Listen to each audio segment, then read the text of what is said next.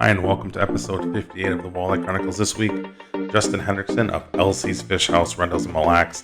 Audio's not great on this one, but look them up, LC'c Fish House Rentals, and enjoy Justin Hendricks, everybody. Welcome to another episode of Walleye Chronicles, where I get you guys out of your boats, off the streets, out of your houses, whatever where you're at, and we talk a little fishing. I, like many of you, have dreamed of spending a weekend in an ice castle on the lake and fishing and sleeping at the same time. So I went out and found me somebody that can talk just about that. I got Justin Hendricks with LC Fish House Rentals with me today. How's it going today, Justin? How are you? Wonderful. So you own and operate a wonderful rental business that lets regular people get into these awesome fish houses. Yes. So tell me a little bit how you got started. Well, just started off, it was something I've been dreaming as a kid when going out, especially with my uncle going on the private, house rental up on, I believe, outdoor fishing at a young age. And this is something I want to chase. And one day I just kind of rolled the dice and went for it. And here we are, still going strong. Awesome. So you're an avid fisherman, I would assume? Yep. Live Mille Lacs Lake right across the road from us. So we get to go out almost every week if we want to. It's been a pretty busy summer with storms up here in this area and handling that aspect of it. Awesome. So when you went to jump all in, what was there a certain unit you were looking for, or what were you looking to do? Or is it people that you had watched that kind of did the same thing? How did you know that it was the right time to do it? It was just kind of the right time. A lot of people were looking for a nice castle instead of getting into a normal skid house where you just had your propane lights, propane heat, really bare essential. Worked out to our advantage on that. I got you. So what models do you run? We have a 2019 Boss XL. That's an 8x4 with the slide out. And then we have a 8x22 Grand Outdoor also with the slide out. The big difference between the two houses is the 8x24 only has a single knife couch in the back. So there's more holes for fishing. That one's set up more as a fishing aspect house. And this one's here more for the family. Yeah. Kids with dual couches in the back, they can watch the TV and all that. Both houses do have smart TVs in them, so it helps with the little kids, keep them preoccupied and getting their little and a lot of people cameras, and especially with Mille Lacs being as clear as it is, you can see quite a distance underneath the ice. So when you say slide out, that's like an actual RV slide out where you just get more space out of that, correct? Yep. That's crazy. And both slide outs land right in the kitchen area, so you can be up in the kitchen area cooking dinner, breakfast, whatever. You're not tripping over the person's rod in either house. It just opens up a lot of space. So walk me through what it's getting them, setting them up and all that kind of fun. Is there a lot that goes into setting them up? Do you have to, like around here, guys put, 2x4s underneath the bottom so they don't stick to the ice? Is that same kind of stuff you got to do, or kind of how does it go setting them up and moving around? For me, there's a lot into it. Obviously, I go pre-scout spots. If we're starting to slow down in one location, I start moving around. I do not like staying put in one spot for so long. Then once we find a spot, we go out and blaze a trail to it. Once we establish that, we'll get the house set up. Personally, I do not run blocks underneath my house. I know it's hot with everybody, but I've only had one house freeze in, and that was last year with our very, very cold snap we had. And then we get them set down, we get the holes all drilled out, get them scooped out, and then go around and bank in the house. So all said and done, it probably takes us, with the banking of the house, the plowing and moving that, it's probably about a 2-hour ordeal with everything factored in. Wow, that's actually a lot more than I thought it would be. Because it automatically raises and lowers for you, I believe, right? You have like electric hydraulics on that. It goes up and down. Yep, we have all hydraulic systems on ours. So when it froze in, how'd you get that out of there? For me, I just had to put out a little bit of an angle. Just give it a little tug slightly at an angle, and then it popped free. Oh. And that was just, we had water come through on that one, and it was just kind of a bad situation all around. And then being about 20 below, if I remember correctly, plus a wind chill. So everything else, I was just a frozen ice chunk. I've also used a chainsaw to cut around the snowbanks to break them free. Oh. So there's a handful of different methods I've used to get them out. But that was the first time ever, was last year, having one frozen for me. I know. So you have to, obviously, what are you using to pull that? It sounds like you're plowing roads. You have to do all that kind of stuff to even get ready to get out there. So obviously, you larger truck, you run routes out for everybody. We just maintained our chutes off the main road. We work out the Mille Lacs Angler, and we use their road system. And then we're just in charge of taking care of our chutes that we plow to the house. Early ice, we will pull these houses out with a four-wheeler and dollies and chains. It pulls very well with the RCF Moto 600 we have. And then once we start getting more into the season, we go out there with our 1-ton diesel, and that's our main thing we use to move around, plow, and do all the work out there. Nice. So when do you know it's time to move a shack? As you kind of just monitor what's going on around everybody, how your guests are doing? What if you have a guest that doesn't catch shit anyways and you're kind of stuck there? Do you have to fish around them to see if the fish are biting, they're just not catching them, or how do you decide when to move? That does happen quite a bit. Nice thing where I work or run our houses out of, it's great communication with everybody. And it's an area I fish pretty common in the summertime.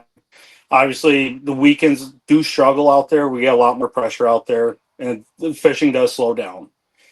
I think last year our biggest challenge was we were marking walleyes all day long. They were seeing them on their cameras and everything. We just could not get them to bite and commit.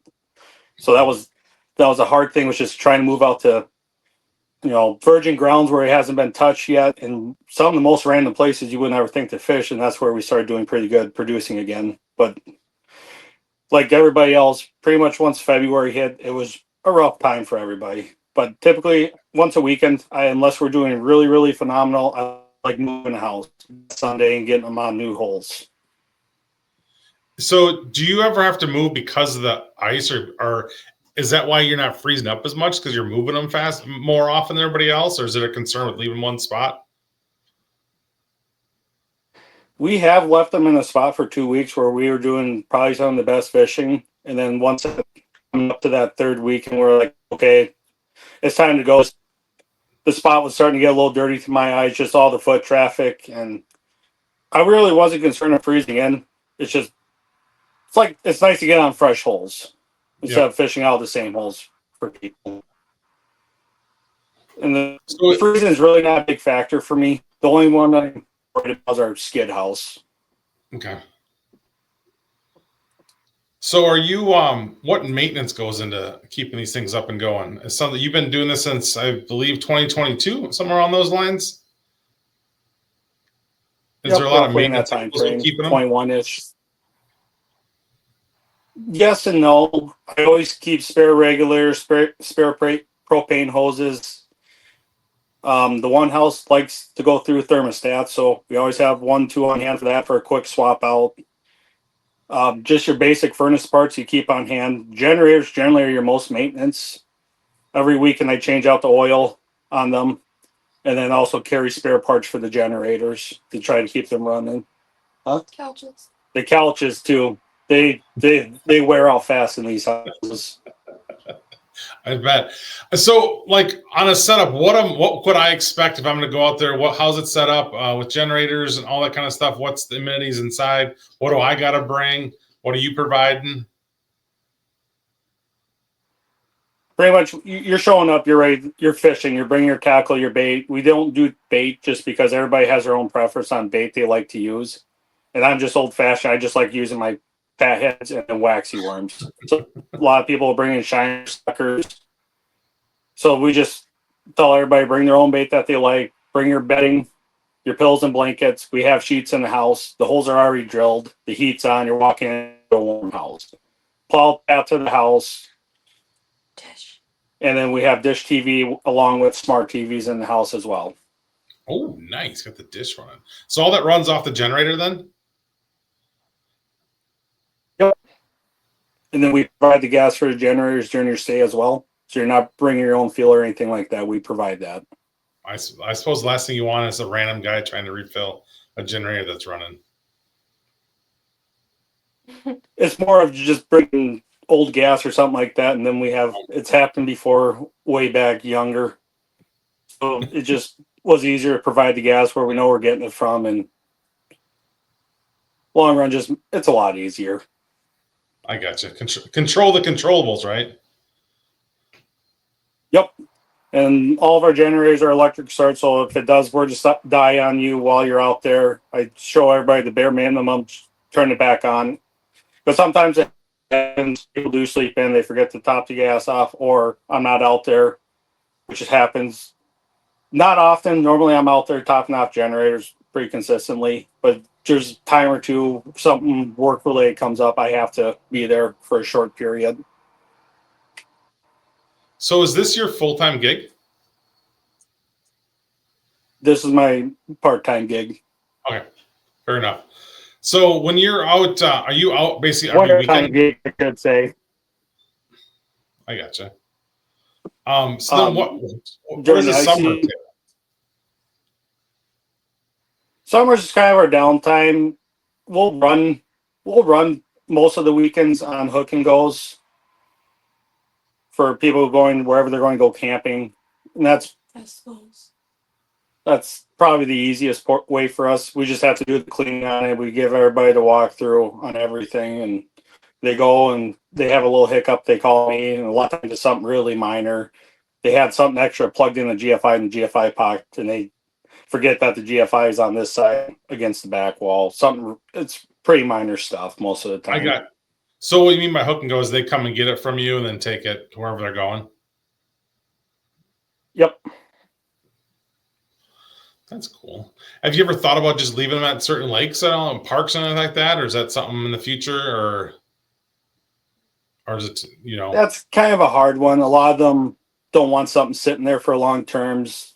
Oh. At least most of the campgrounds around here, which I understand that. And then kind of letting people to where they want to be, where our houses do go quite a bit further north. They go out west. They go out to Wisconsin. About a month or so ago, we had one out in North Dakota for their early hunt season. Wow. So they kind of go a little bit all over. I suppose, though, I mean, it's basically renting an RV, right? It's just a little different. Yep. The only thing this does is full plumbing. We took the plumbing of these houses just for the ice factor. That makes sense. So what's been the best part about owning LC'c Fish House Rentals? All the different people you meet.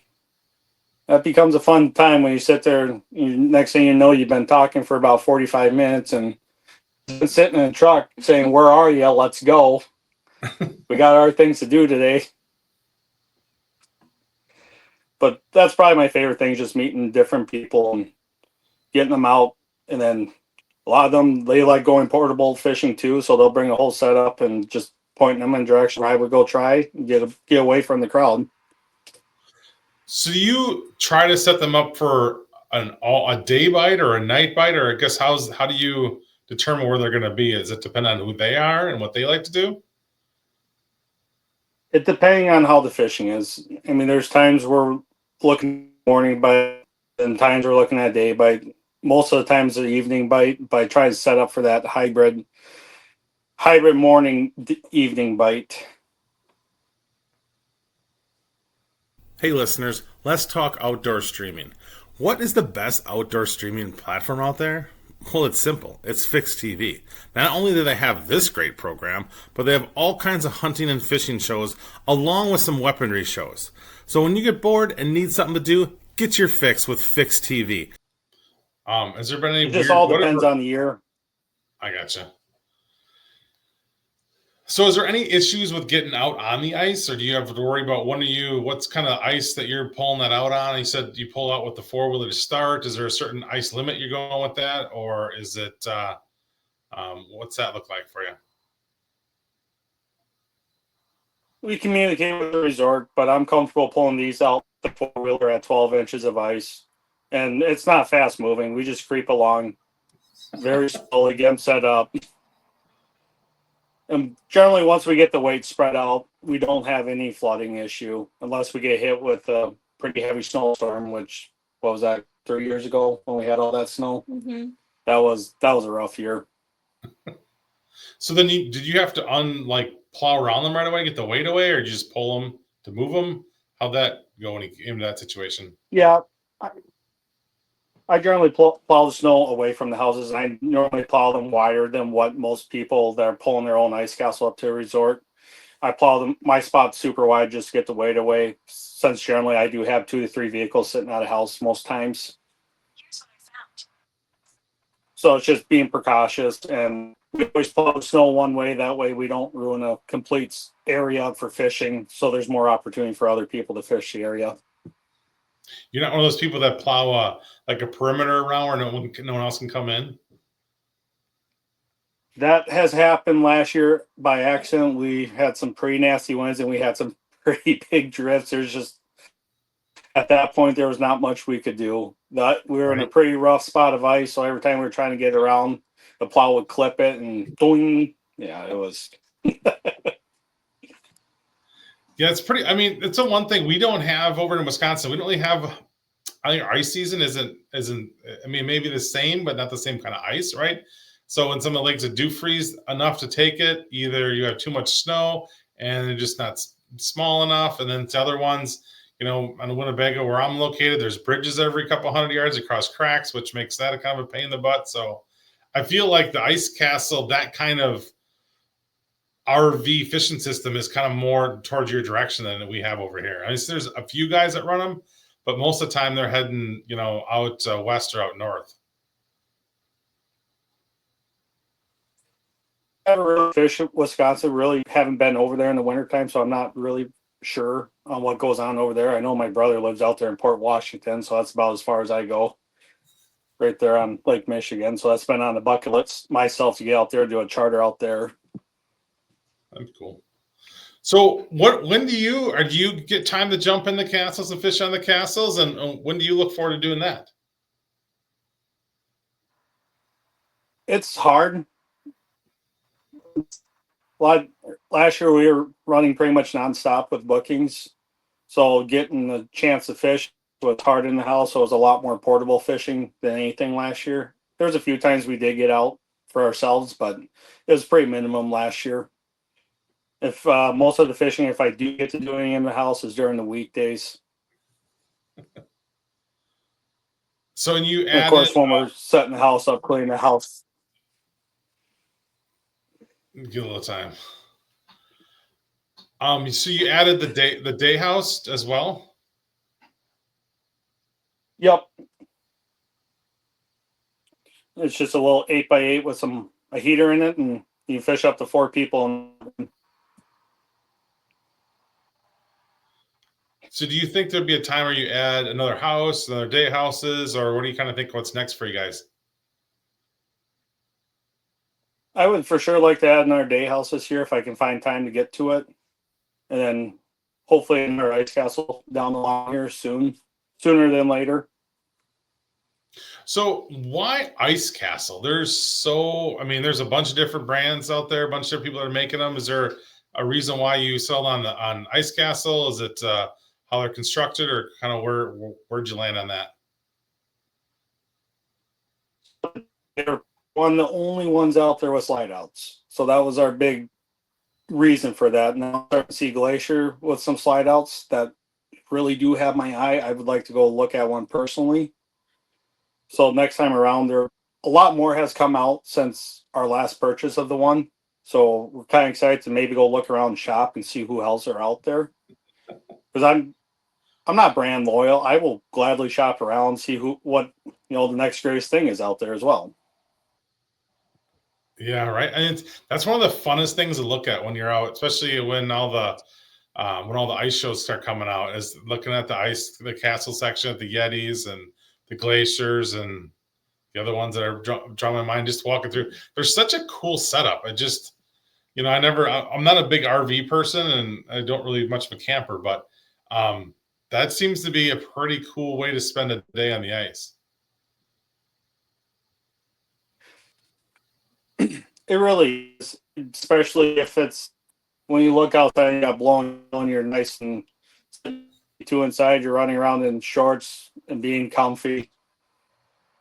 And we've had a lot of families last year, so the kids they have it combed off up in front, so they got the fishing holes towards the back. The kids are up there playing with their toys, and biggest thing is the kids are not going to the store crazy. And then a lot of times last year I would come out maybe playing in the big snow pile that I made, so that was really fun to watch them make a little fort and whatnot. So what kind of people are renting from you? Is it families? Is it hardcore fishermen or snowmobilers? What do you guys that kind of uses them? Yeah, I would say last year was pretty 50 hard fishermen and then the families. And then a lot of the hard fishermen last year, they were coming up, wanted kind of run around too, so they had their snowmobiles, they were ready to go portable.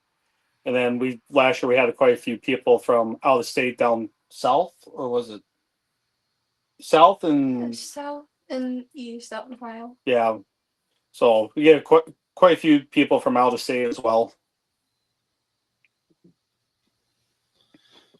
So you operate on Mille Lacs, correct? Yep. So is there any things that that make that? I mean, obviously you live there, but is there anything reason why you wanted to stay on that lake? Is it the fishing that's good, or kind of why Mille Lacs? I grew up here as a kid. I grew up down in Farmington when I was younger, and then once I turned 18, I moved up here. But during the summer, as a kid growing up, we were always coming up to this area, whether fishing or hunting. And I liked the area and figured why not? Young, let's do it. Do you have kids or no? No. There'd be nice scoopers for you and bankers for you. That's my job. So what's been the best part about this so far? I mean, you said the people, and it's got to be a lot of work to run these things over and over again. I guess I didn't realize how much it took to move them, set them up, and if you're setting the generators away from it, plowing, all that kind of stuff. Is that the hardest part about it? Is just kind of getting moving around and throughout the year? Yeah, it's just moving, picking everything up because we bring more stuff out. It's not like we leave our generators in the back of a pickup. We bring pallets out. We have boxes out there to help keep our generators warm during the cold times. So it's just getting everything picked up, moved, and then replowing a spot, picking the house up, re-drilling. The drilling portion doesn't take long at all. It's just the scooping. Even when we run the augers in reverse, it does come back to other holes, so we try to be careful on it. Oh, I never thought of that. How awesome is it when you're in the portable? Right? You only have a couple holes. I have a K-drill with we got a 8-amp battery on it. I can do, when the ice is sitting about 22 inches, I can do both houses on one battery. Hell yeah. That is my exact setup, and I love it. What I mean, that would have been sold it last year. Sold in the driveway?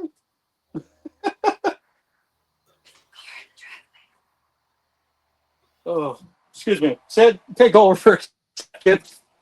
No problem. He's grabbing the piling. Take over. Okay. Hello. Hello.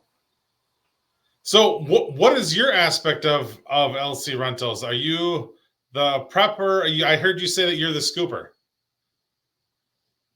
Yeah, I do a lot of like the house cleaning kind of stuff. I do a lot of the cleaning. I do the social media. So if you go to like our TikTok, yeah, that'd be me. So what's been the It's a hardest lot of part like for you? behind the scenes kind of stuff.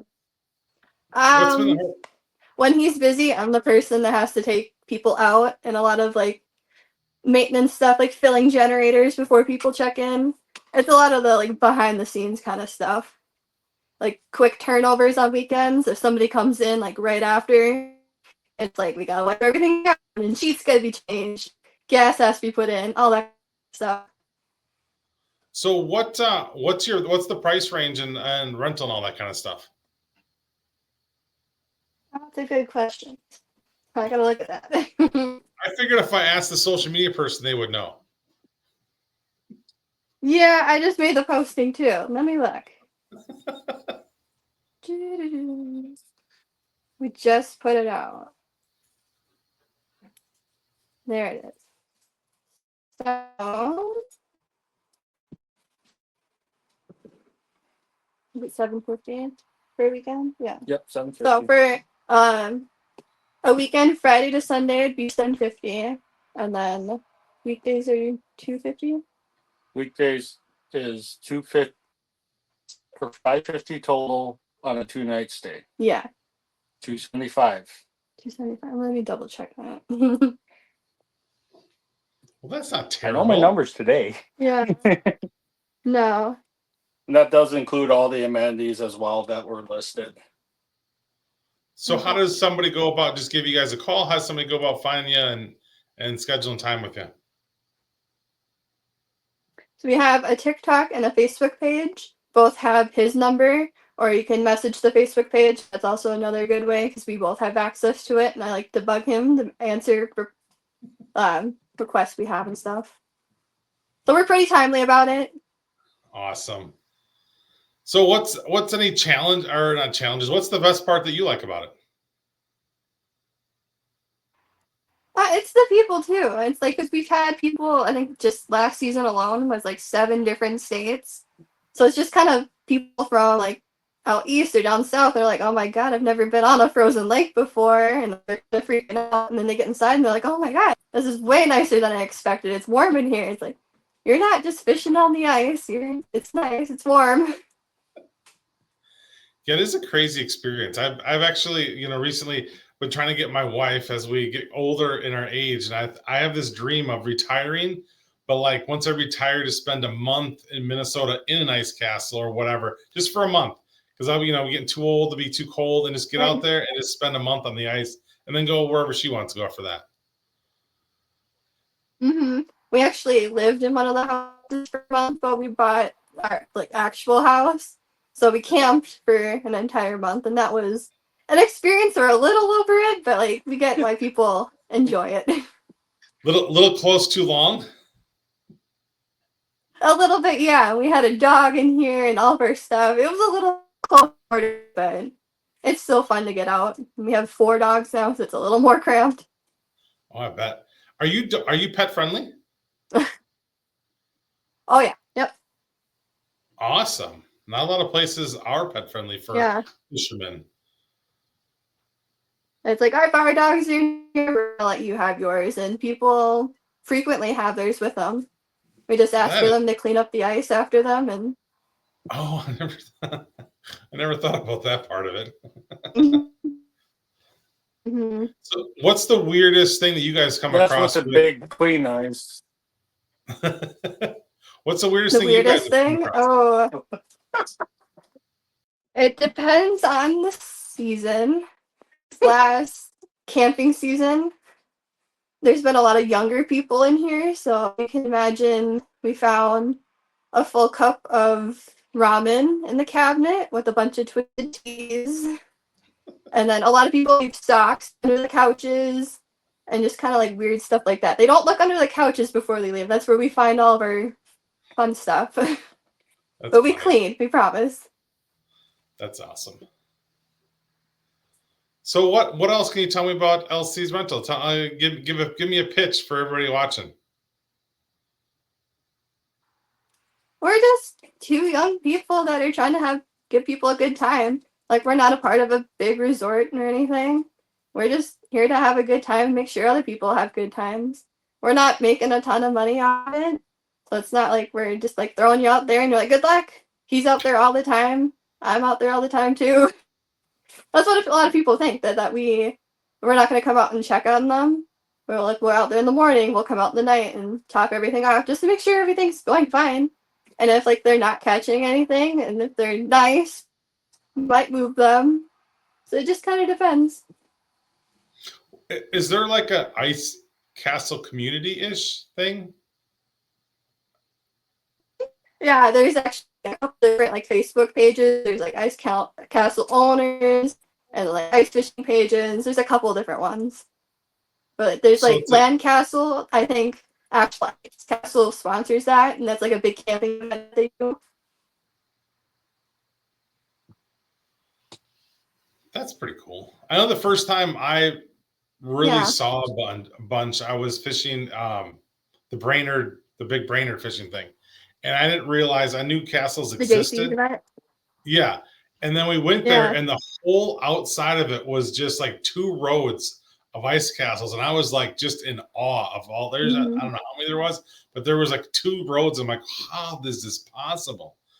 And since then I've had Yeah, to we get like to into call it like a city audience. right. It really is. Do you guys ever worry about having too much stuff together, too much weight together? We try to space out between houses. If we see that there's like a big group, we don't like to be near them. But a lot of people will move in. We had that problem kind of towards the beginning of the season where we were out there first and there was like 10 houses around us. And it's like, okay, you're too close if we can like see you walking around. Right. And when do you guys decide to take off for the year? Is it an ice thing, or is it when walleye fishing's done the season? When you guys decide to pull them? Walleye. It was kind of both. We stayed on an extra week after Walleye closed this year. And then by the time houses have to be off, just the week after. Yeah. I mean, we still had good ice, but Walleye was closed. Everybody was just getting tired for the year, and we were starting to warm up really good on temps, so the ice was starting to be saturated pretty well. Yeah.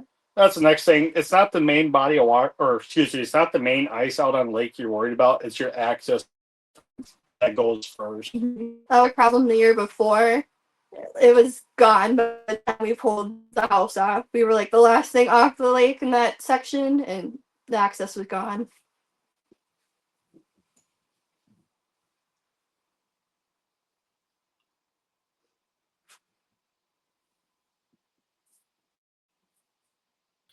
Do you guys have a date that they have to come off by no matter what?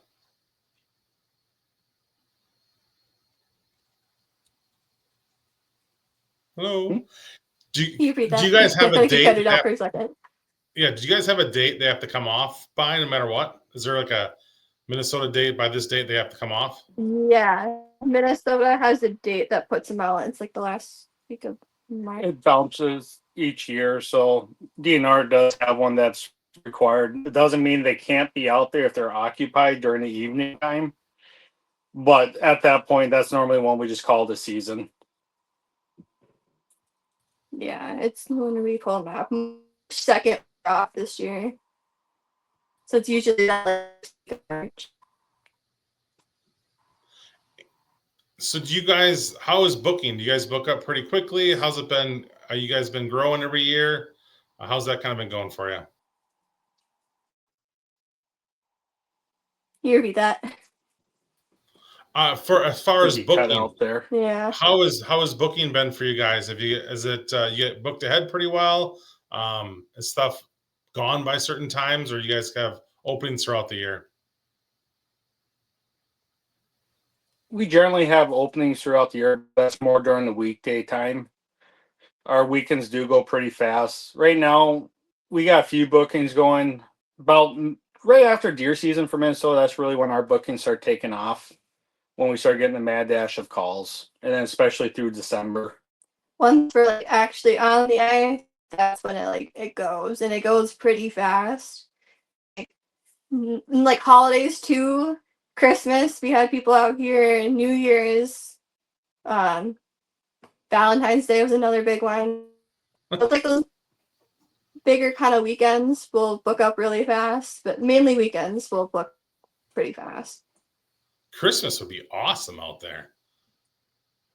Yeah, we were excited about that this year, that we had people out here. Usually we're a little bit after Christmas, but we were able to be out, and we had people out here, and it was fun. We had a family, and they were only like, hey, this is actually pretty cool, because I had a Christmas tree and we had lights up in here. We're like, oh, we'll stay another day. That's awesome. Have you ever had any issues with people getting stuck out there, or like the weather, they just can't get on and off, or are you able to take care of the roads pretty well to keep them safe? I normally keep up pretty well. There are times where I tell people, please bunker down. If you do not need to leave, don't leave. But if you need to leave, you need to call me, or you need to call the resort. Because it's not too often it does happen, but it does happen where we do get in whiteout conditions. And there's plenty of guys out there on our end to keep everybody warm and safe. But when we asked you to bunker down, it happened, I believe, once last year. Yeah, it was that really bad weekend. Yep, and we were in a complete whiteout situation. Oh, and it does happen with the resort too. If they say it's not safe to get out there, we're at the mercy of them as well. But for the most part, I can keep the road, my portion, open pretty well and getting out to the house. Right, because it's not really. Yeah, it's not, once you're out there, it's pretty safe. I think we'll make sure that they have heat, gas, everything. We'll go out in that cold and like make sure everything's running. We're not just gonna say good luck. Right. Because we've gone out a couple times where we had to go find diesel and all that kind of stuff when it's like -40, and we're like, we're gonna come out either way. We're gonna make it work. Right. Yeah, and for the people like too. That day went for a full thing. Yeah, and for the people, it's not necessarily not bad to be out there in the whiteout, but it's not good to be driving around in a whiteout. You better off just sitting where you're at. Yeah. We tell them if you need to get anything, bring it with you, because you're probably not coming back right away. And for the most part, they'll listen. They'll have all their groceries and everything with them, and stay in the nice warm house, and we'll do the hard work for them. Awesome. Well, give me one more plug of where we can find you, numbers, names, all that kind of stuff, where anybody can find you to book up for this coming year.